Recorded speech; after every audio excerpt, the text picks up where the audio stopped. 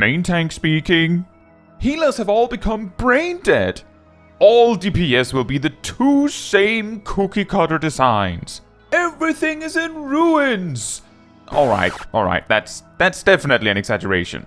But with the ever-cold evolved mode having had some time to simmer, people have had time to make memes and dig into specific concerns. Let's have a bit of a discussion about what we actually know and what it could mean, both because it is all very exciting, but also to calm some of the concerns, starting with some general stuff and then diving into each role, starting off then with the radar chart, also known as a spider diagram. You might know this kind of chart from being used to highlight what kind of properties one character might be good or bad at, but in a similar vein it can also be used to highlight what information we do have and what information we don't have in this situation.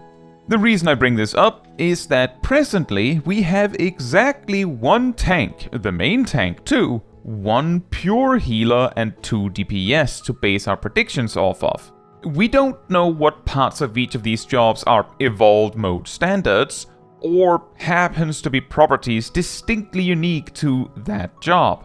Essentially, if you ask the machine to produce evolved job designs based off Dawntrail's jobs, and the 4 jobs we have seen, and might not even be the final build, you don't have very much data to go off of, so the results would be very similar. Although, I guess a tank design could combine Paladin, Bard, and Dragoon ideas in some ways, I suppose. It is of course perfectly possible that all of the DPS effectively fall into the 2 categories we saw, and the sameness of the 2-minute burst era has not exactly given us any reason to expect otherwise. But let's not anticipate the potential negative outcome in advance. That's not going to help anyone. Main tank speaking.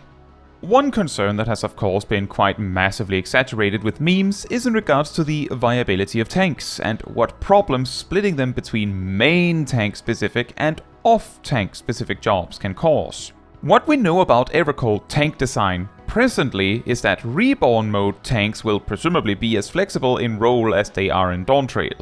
We know that the 2-minute burst, or more precisely, damage increasing rate buffs centering around a 2-minute burst timing are going away, and while that isn't crucially important for most tanks, it might also mean changes to the rotation for them.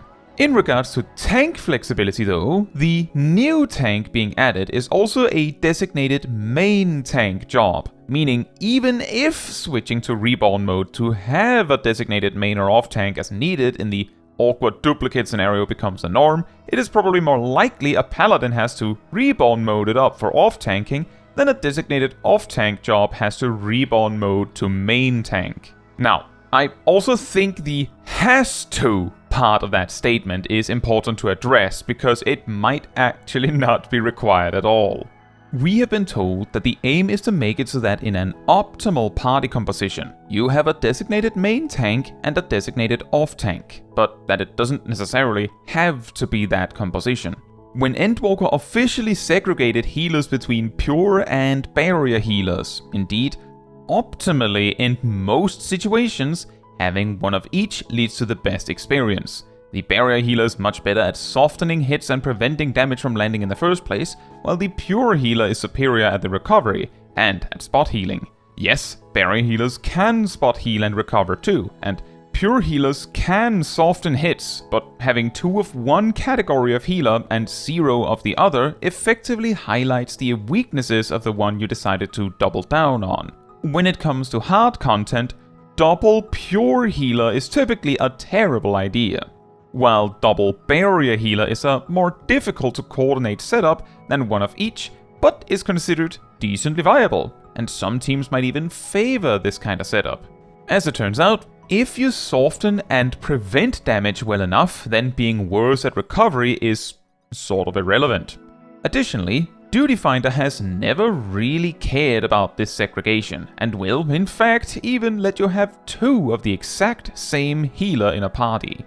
And content generally offered in the Duty Finder is beatable under those conditions. It's not like a barrier healer being worse at the recovery bit causes problems in a dungeon context, or that double pure healer can't handle raid wights in a normal raid.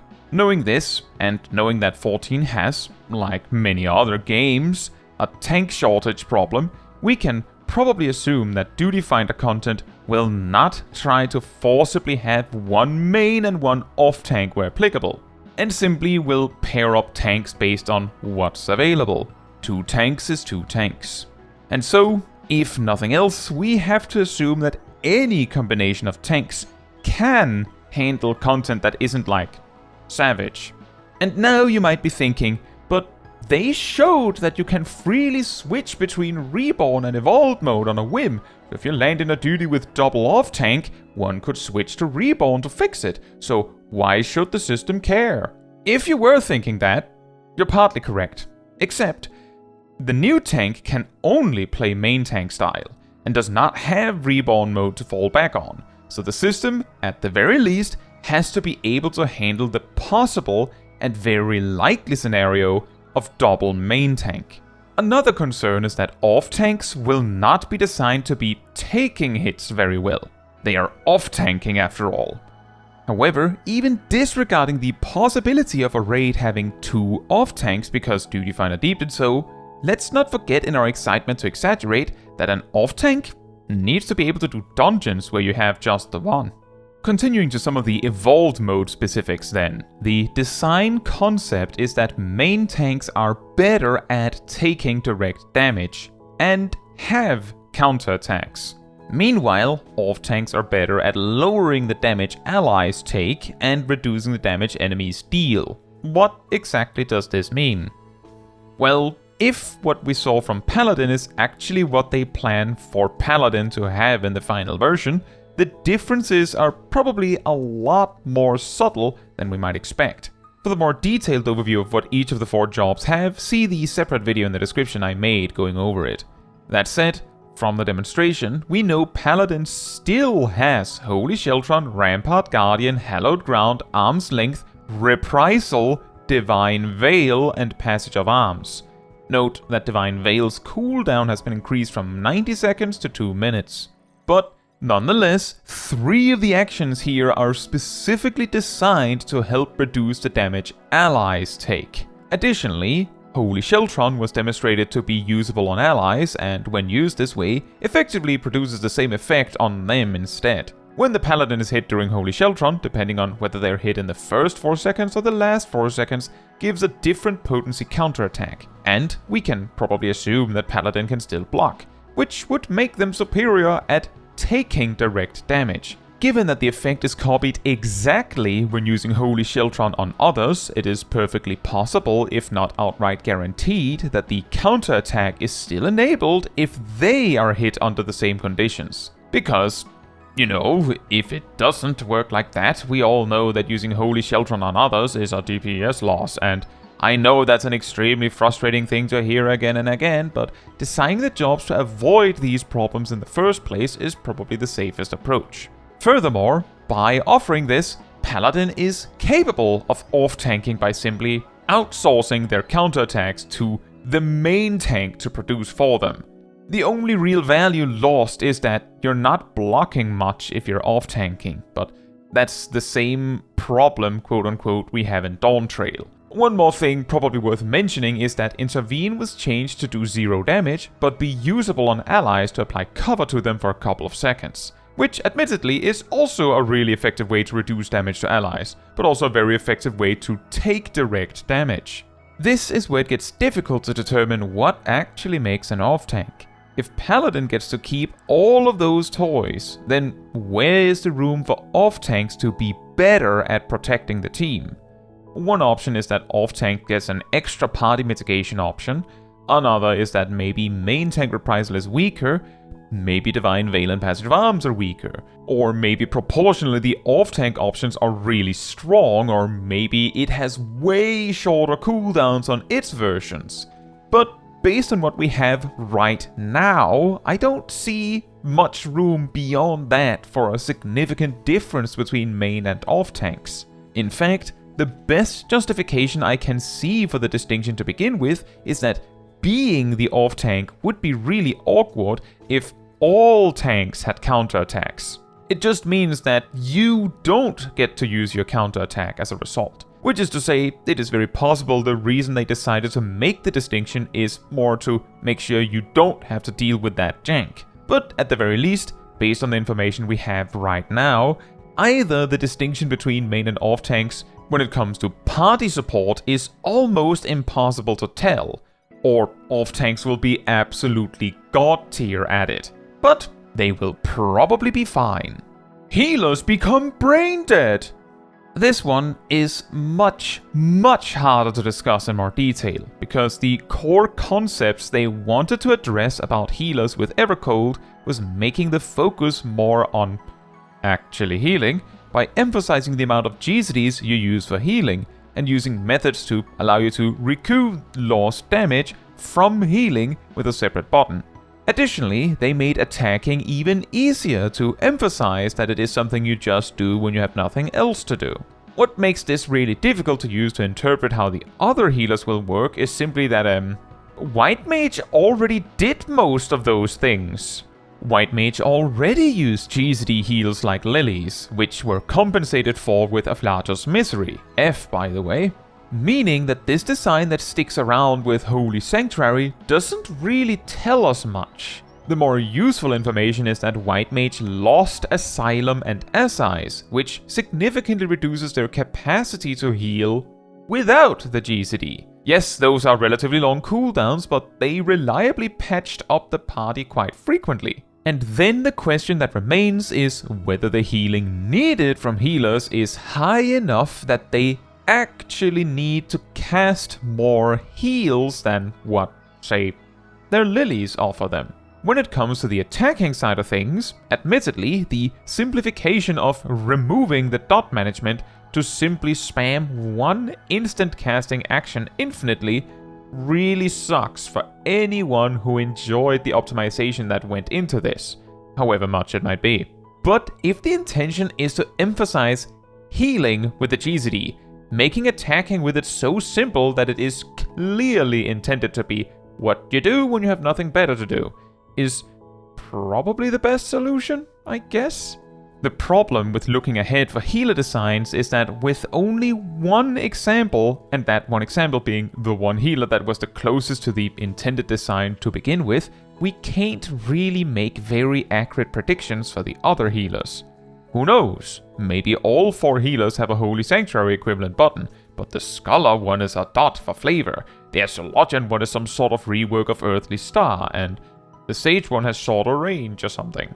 Based on the fact that White Mage uses their Lilies by pressing Plenary Indulgence and then using a Lily spell as a follow-up, Sage could be accessing their empowered spells by using Evcracia. Maybe Scholar accesses theirs by pressing Aetherflow and Astrologian does theirs with Draw. The key here is that we sort of lack the information to reliably predict what they will be without just assuming they will all be the same, because the radar chart has exactly one leg filled in, which sort of also leads us to the finale.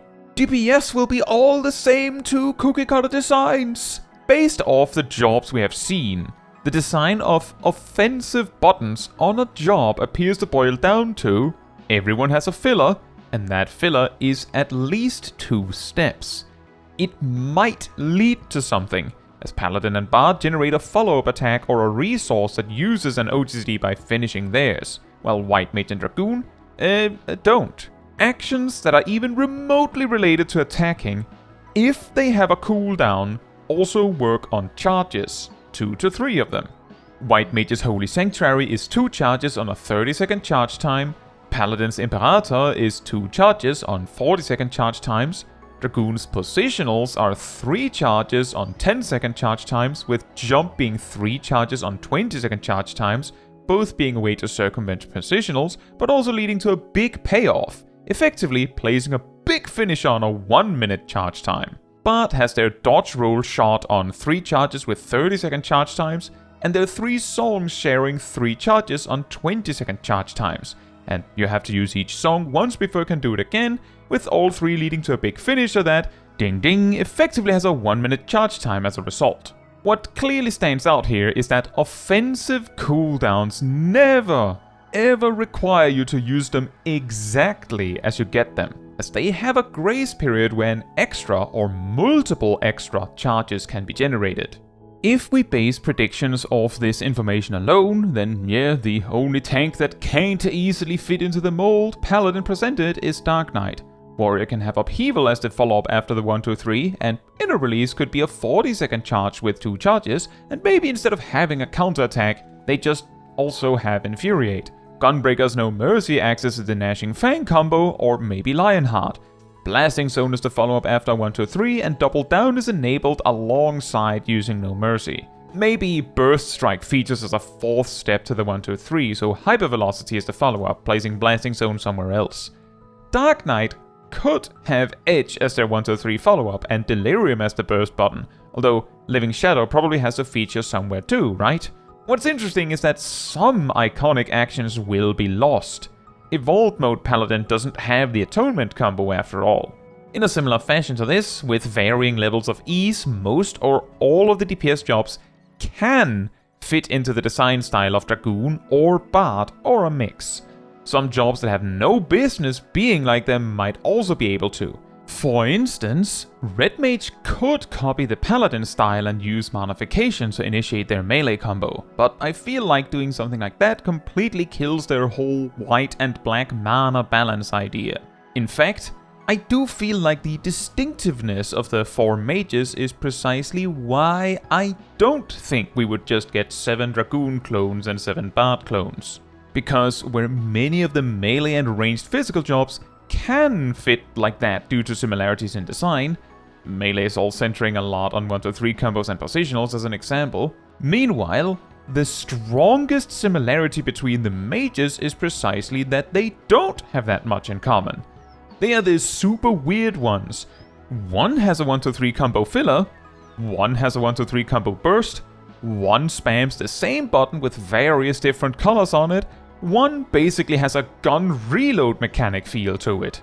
So to not go off too long on just listing ideas, let me present 3 examples of how some DPS jobs could utilize the Evolved Mode features we have seen, without sticking too closely to exactly what we have already seen. Starting with Black Mage. This job has a lot of contextually situational buttons, and also a handful of buttons that it just does not need at all. If we assume that AoE is handled either situationally, or by simply putting AoE components on core actions, Black Mage's basic rotation could function simply by having a mode switch spell, so that when you're in Ice, you can cast Fire 3, and in Fire you can cast Blizzard 3. A general filler spell, which is Blizzard or Fire 1, or 4 as you level up, maybe some sort of state finisher spell, which in Fire could easily be Flare or Despair, or perhaps Flare Star. Not sure on the Ice side. Paradox could also come in as a once per state thing, and then either Foul or Xenoglossy as an extra option. Maybe you get to keep ley lines, maybe Mana Font goes. I would be shocked if Triple Cast is lost.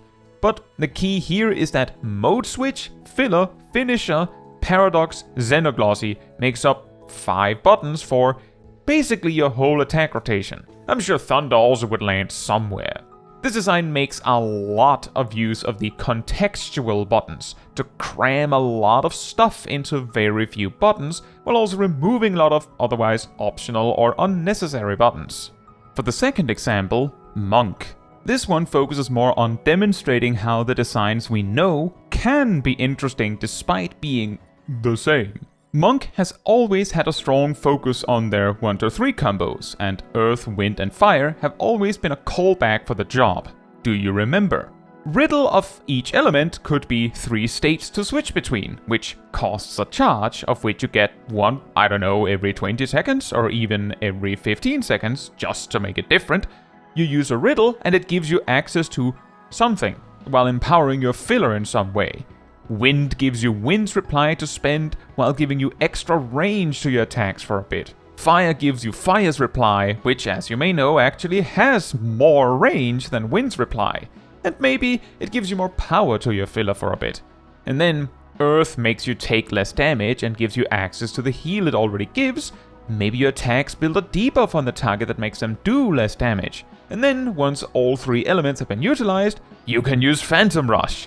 This design also matches with Bard's songs having both a defensive and offensive value to them by changing your attacks around while giving the party a speed boost or healing or a barrier. We mixed this around a bit for the monk design, and while it might feel super similar, it might feel right anyway. And for the third example, I want to take it in a bit more cursed of a direction, because it could get really weird. With the design we have seen for all 4 jobs, filler rotations don't really build to anything major.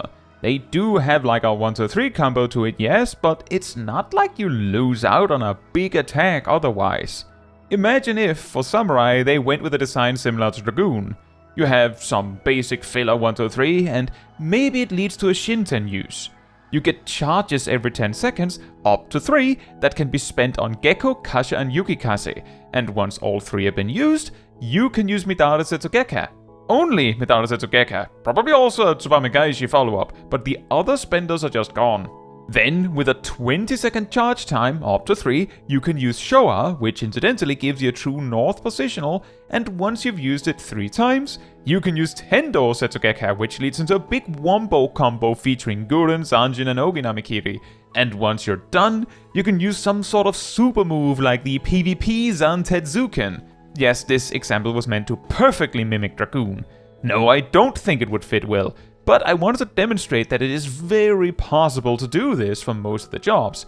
And I'm sure Mr. Prime knows that this is not the way to make jobs feel unique. But what do you think? What are your expectations? Do you have ideas for how you hope your favorite job will play, knowing what we currently know? And maybe allowing yourself to freestyle a bit. After all, remember, we can't see very much of that radar chart anyway, so we might as well fill in the blanks until we know. Now, that is all for this video. Thank you so much for watching.